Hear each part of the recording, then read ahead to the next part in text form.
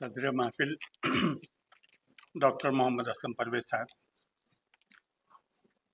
Doctor Majid Ahmad تالکوٹی صاحب، doctor محمد شمس اقبال صاحب director NCPUL، جناب انیس الحسن صدیقی صاحب اور تمام حاضرین، السلام علیکم ورحمۃ اللہ۔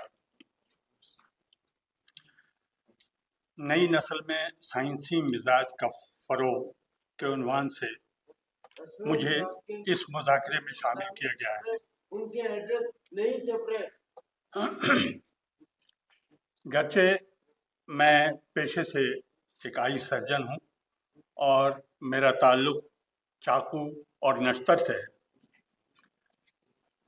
لیکن نہ جانے زندگی کے کس موڑ پر قلم اور کاغذ ہمارے محسن ڈاکٹر محمد اسلم پرویز نے پکڑا دیا۔ غالباً 1996 کا یہ دور تھا اور میں تب سے ان کے حکم کی تعمیل میں لکھتا رہا ہوں۔ اس وقت مجھے ایک واقعہ یاد آ رہا ہے، یاد نہیں کہ 8 سال 10 سال پہلے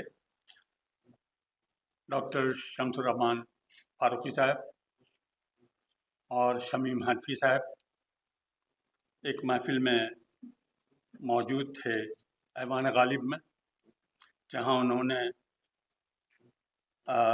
ڈائس پہ ہی یہ راز فاش کیا کہ ڈاکٹر محمد اسلم پرویز صاحب میں جن ہے۔ تو میں اس کا گواہ ہوں اور میرے خیال میں انہوں نے اپنے کئی لوگوں کو، جن صاحب نے اپنے لوگوں کو پکڑ رکھا ہے، اور میں بھی ایک بندہ انہی میں سے ہوں، اور ان کی حکم کے تعمیل میں اب تک 300 مضامین وہ لکھوا چکے ہیں، اور آج بھی ابھی تھوڑی دیر پہلے ان سے ہم نے جب بات کی کہ آقا مجھے اب چھوڑ دیجئے، مگر وہ چھوڑنے کو تیار نہیں۔ بہرحال اب یہ کہہ سکتا ہوں کہ عمر گزری ہے اسی دشت کی سیاہی میں۔ یہ ایک مہم لے کے چلے ہیں کہ سائنسی مزاج نوجوانوں میں کیسے پیدا کیا جائے، اور اب میرے خیال میں 32 سے 34 سال ہو گیا، 32 سال سے تو ان کا ماہنامہ سائنس نکل رہا ہے، اور پابندی وقت کے ساتھ بلا ناغہ جاری و ساری۔ تو یہ کوئی جن ہی کر سکتا ہے، انسان نہیں کر سکتا ہے۔ دراصل سائنسی مزاج یا سائنسی فکر ایک ذہنی رویہ ہے جو فہم و ادراک کی روشنی میں فیصلہ کرتا ہے، جس کے لیے سائنسی تعلیم کی ضرورت نہیں ہوتی، بلکہ ہر انسان میں قدرتی طور پر یا مستقل تجربات سے سائنسی مزاج پیدا ہوتا رہتا ہے۔ آج سے تقریباً 34-35 سال قبل انجمن فروغ سائنس دہلی میں قائم ہوا اور سائنسی مزاج بیدار کرنے کے لیے ماہنامہ اردو سائنس کا اجرا عمل میں آیا۔ یہ 32واں سال ہے اور ماہنامہ پابندی وقت کے ساتھ بلا ناغہ جاری ہے۔ مجھے یہ سعادت حاصل ہے کہ اس ماہنامے کے لیے میں مسلسل لکھتا رہا ہوں۔ نہ صرف سائنسی مجلے کے ذریعے نوجوانوں میں سائنسی شعور، سائنسی رویہ بیدار کیا جاتا رہا ہے، بلکہ 2015 سے قومی سائنسی کانگریس کا بھی انعقاد ہوا، اور پہلی قومی کانفرنس دہلی میں ہوئی اور دوسری کانفرنس میں نے علی گڑھ میں کروائی۔ اس کے بعد سے 4 کانفرنسز حیدرآباد میں ہوئی۔ اتفاق سے کورونا آ گیا اور یہ سلسلہ بند ہو گیا، لیکن ایک کام یہ ہوا کہ علی گڑھ میں نے انجمن کی شاخ قائم کی اور زوم پر ویبینار کراتا رہا۔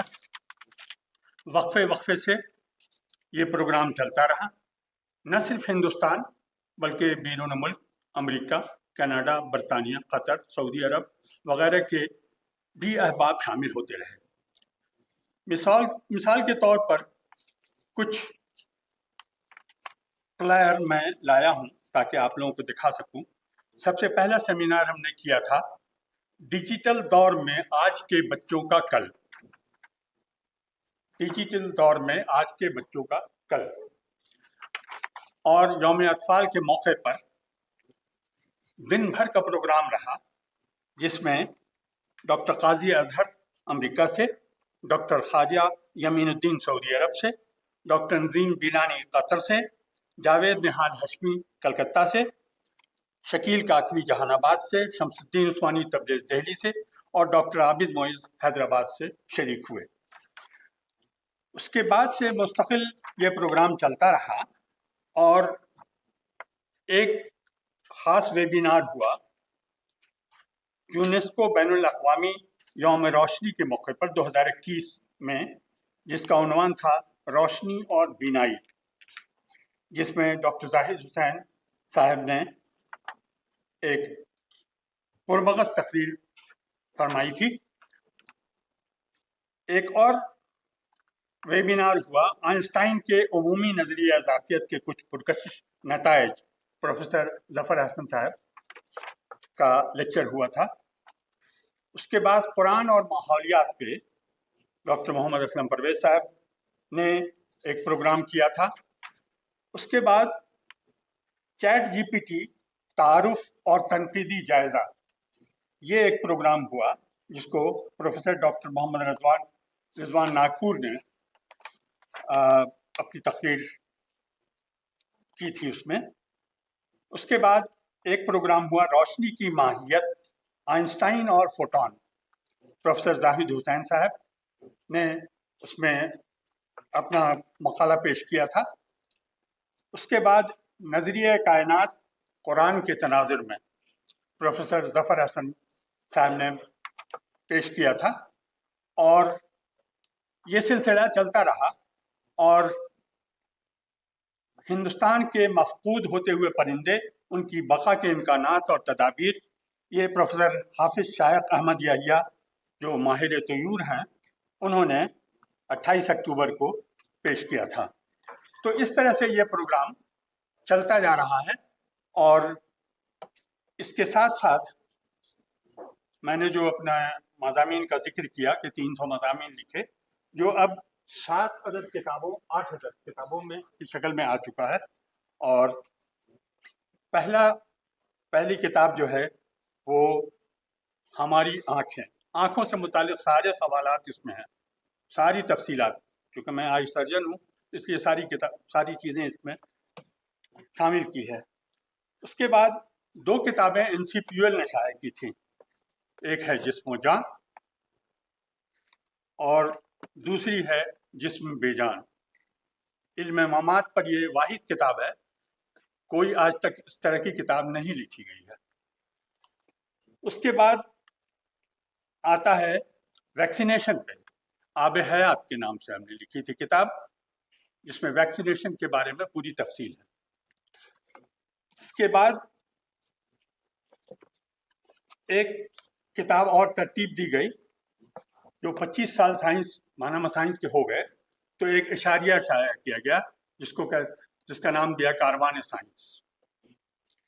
کاروان سائنس کے بعد پھر ہم نے اسی موقع سے کاروان سائنس کے موقع پر تعارف سفیران سائنس کے نام سے شروع کیا، جس میں سارے سائنس رائٹرز ہیں ان کا تعارف ہے، اور جن کے جتنے مضامین شائع ہوئے ہیں۔ اس کے علاوہ اردو میں سائنسی وسائل، یہ بھی ہم نے شائع کیا، اور ابھی حال میں ایک عجیب و غریب کتاب ہم نے شائع کی، جس کے رسم اجرا میں ڈاکٹر شمس اقبال صاحب تشریف لے گئے تھے علی گڑھ۔ یہ ہے صحت اور آگہی۔ صحت اور آگہی میں ہے کہ یونیسکو یہ صحت کے متعلق کئی ڈیز مناتی ہیں، جیسے tuberculosis day, hypertension day, liver day, اس طرح کی۔ تو اس کا تعارف ہے، ایسے 25 ڈیز کا اس میں کلیکشن ہے، اور اس کی پوری تفصیل ہے۔ تو اس طرح سے یہ سفر جاری ہے، اور الحمدللہ ہم لوگ اس میں کامیاب رہے ہیں ابھی تک. اور یہ میرا عملی تجربہ تھا جو ہم نے پیش کیا کہ یہ نئی نسل میں سائنسی مزاج کا فروغ اس طرح سے حاصل ہو سکتا ہے. ایک چھوٹی سی رائے ہماری یہ ہے کہ اگر ہو سکے تو NCPUL بڑے بڑے شہروں میں ایک سائنس کلب شروع کرائیں اور ویبینار مستقل ہر مہینے میں ایک ویبینار کرائیں تو اس سے بڑا فائدہ ہوگا. یہ ہماری اپنی سوچ ہے اور ہمارا تجربہ ہے، اس وجہ سے میں کہہ رہا ہوں. اور اس کے ساتھ میں اپنی بات ختم کرتا ہوں اور اجازت چاہتا ہوں. شکریہ بہت بہت.